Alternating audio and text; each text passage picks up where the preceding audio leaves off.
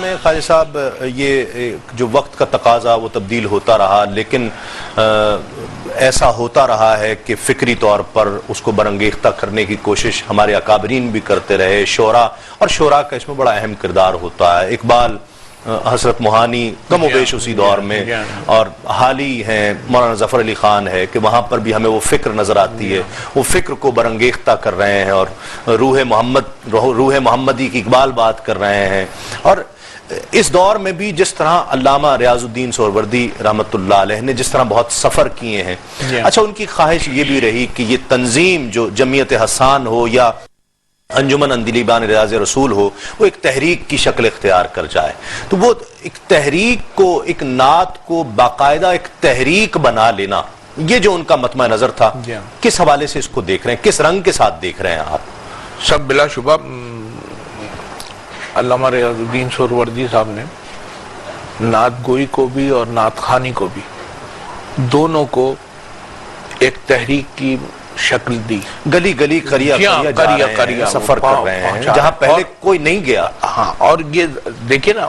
جس وقت وہ یہ کام کر رہے تھے تو اس وقت یہ الیکٹرانک میڈیا اس طرح نہیں تھا، تو اس کی امپورٹنس اور بڑھ جاتی، بہت خوب، بہت خوب۔ اور انہوں نے جس طرح سے پہنچایا نعت گوئی کو اور نعت خوانی کو، جس طرح سے آگے بڑھایا، اور میں آپ سے کوئی اقرار کرے نہ کرے لیکن میں اس بات پر یقین رکھتا ہوں کہ علامہ ریاض الدین سہروردی کی جو مساعی تھیں اس سلسلے میں، وہ ان کا بہت سارے لوگوں نے اتباع کیا اور وہ اس میدان میں آئے ہیں، اور وہ اس میں وہ لوگ بھی ہیں، شعراء جو غزل لکھتے ہیں، نظم لکھتے ہیں، وہ تو اپنی جگہ ہیں، ٹھیک ہے، لیکن بہت سارے لوگوں نے اپنے آپ کو صرف نعت گوئی کے لیے مخصوص کر دیا۔ تو یہ جو تخصص ہے ان کا اس حوالے سے، وہ ہمیں یقینی طور پر اعلیٰ حضرت مولانا احمد رضا خان رحمۃ اللہ تعالیٰ علیہ ان کے یہاں نظر آتا ہے، یا ان کے بعد چند ایک لوگوں میں نظر آتا ہے، پیر مہر علی شاہ صاحب کے یہاں نظر آتا ہے، اور پھر علامہ ریاض الدین سہروردی صاحب کے یہاں وہ ہم کو وہ پورے طور پہ دکھائی دیتا ہے۔ کس طرح کنکلوڈ کرتے ہیں کوہاٹی صاحب؟ علامہ صاحب، میرا تو خیال یہ ہے، بلکہ یقین ہے تسلیم احمد صادقی صاحب، کہ اس وقت پورے پاکستان میں بلکہ پورے عالم اسلام میں جہاں جہاں محافل نعت کا انعقاد ہوتا ہے، یا جو تنظیمیں کل پاکستان محافل نعت کا انعقاد کرتی ہیں، وہ اس کے بانی بھی تھے، اس کے دائی بھی تھے، ٹھیک۔ اور اس وقت جس شہر میں، جس قصبے میں، جس قریے میں، جس گلی کوچے میں نعت رسول مقبول صلی اللہ علیہ وسلم پڑھی جاتی ہے، سنی جاتی ہے، میں نہیں سمجھتا کہ میں تو بے شمار محافل میں گیا ہوں آپ کی طرح، یا کوئی ان کی لکھی ہوئی نعت پڑھ رہا ہے، یا انجمن اندلیبان ریاض رسول کا کوئی نمائندہ وہاں موجود ہے، یا ان کے صاحبزادے کا صرف اشتہار لگا ہے، یا وہاں کوئی آدمی آیا ہے تو اس نے کہا کہ میں علامہ ریاض الدین سہروردی صاحب کا یہ شعر پیش کر کے پھر آپ کی خواہش کے احترام میں آتا ہوں۔ میرا خیال ہے یہ ان کا صدقہ جاریہ ہے، بالکل، اور جہاں کہیں کوئی محفل ہوتی ہے یہ ان کی روح اس سے تسکین پاتی ہوگی۔ میں نے تو ان سے عرض کیا تھا کہ بندے کی زندگی کا مشن ہوتا ہے، آپ کے اٹھنے بیٹھنے سے اور نشست و برخاست سے تو لگتا ہے کہ آپ نے اپنے آپ کو اللہ کے رسول صلی اللہ علیہ وسلم کی تعریف و ثنا کے لیے وقف کر رکھا ہے۔ تو انہوں نے ایک بہت خوبصورت شعر دیا، یہ میں آپ کی نظر کرتا ہوں۔ بسم اللہ۔ میں نے اللہ سے ایک دعا مانگی ہے، میں نے اللہ سے ایک دعا مانگی ہے،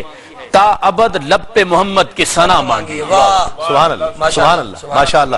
بہت شکریہ خواجہ رضی حیدر صاحب، علامہ صوبت خان کوہاٹی صاحب اور الحاج سید محمد فصیح الدین سہروردی صاحب۔ انشاءاللہ آخر میں ہم فصیح بھائی سے کلام بھی سنیں گے۔ یقیناً علامہ سید محمد ریاض الدین سہروردی ایک ایسی شخصیت کہ جن کے ہم پر بہت احسانات ہیں۔ فروغ نعت خوانی ان کا مشن تھا کہ آقا علیہ الصلوۃ والسلام کی نعت اور نعت سے محبت، نعت کا سلیقہ اور قرینہ ہماری آئندہ آنے والی نسلوں میں پیدا ہوتا رہے، اور یہ انہی کی کوشش تھی کہ یقیناً جس سے ابتدائی طور پر محافل نعت کا انعقاد بہت زیادہ ہونے لگا، انہوں نے نہ صرف قلم سے بلکہ جسمانی طور پر اس کے لیے انتھک کوشش کی، محنت کی، سعی کی، اور جگہ جگہ کے سفر کیے، آقا علیہ الصلوۃ والسلام کی نعت کے فروغ کے لیے کام کیا۔ ایسا محسوس ہوتا تھا کہ ایک وہ شمع آگ کی صورت اختیار کر گئی ہے اور اندر بھڑک رہی ہے اور اطمینان محسوس نہیں ہوتا ہے۔ نعت کے حوالے سے جو یقین ان کے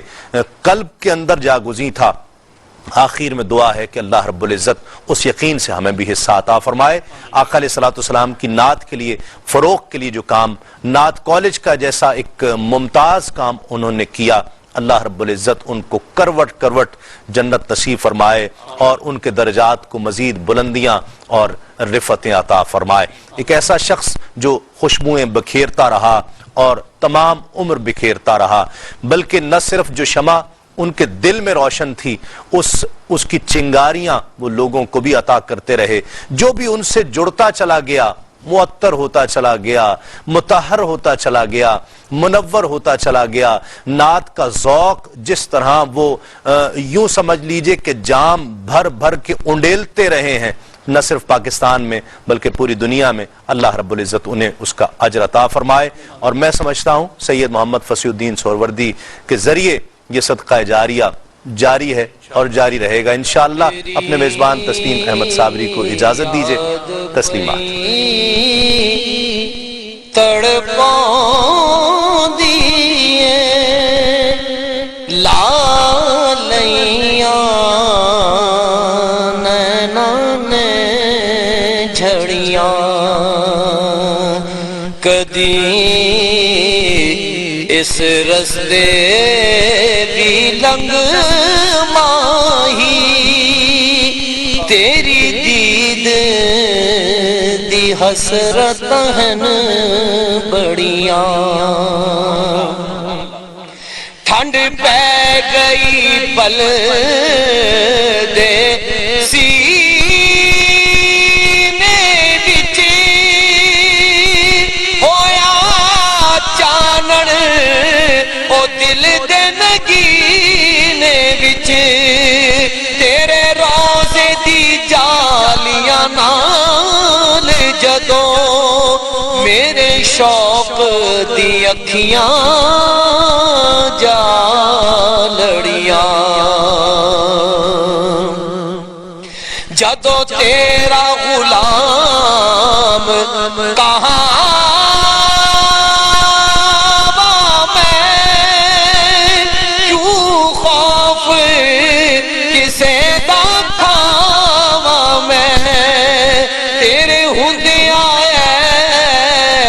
مدنی آقا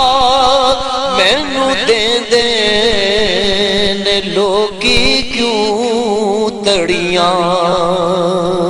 کتھے مہر علی کتھے میں آسی، میں خادم او مخدوم میرے، کتھے مہر علی کتھے میں آسی، میں خادم او مخدوم میرے،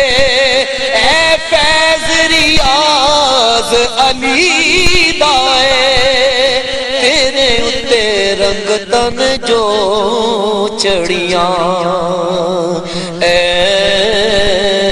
فیض ریاض علی دائے، تیرے اتے رنگ تن جو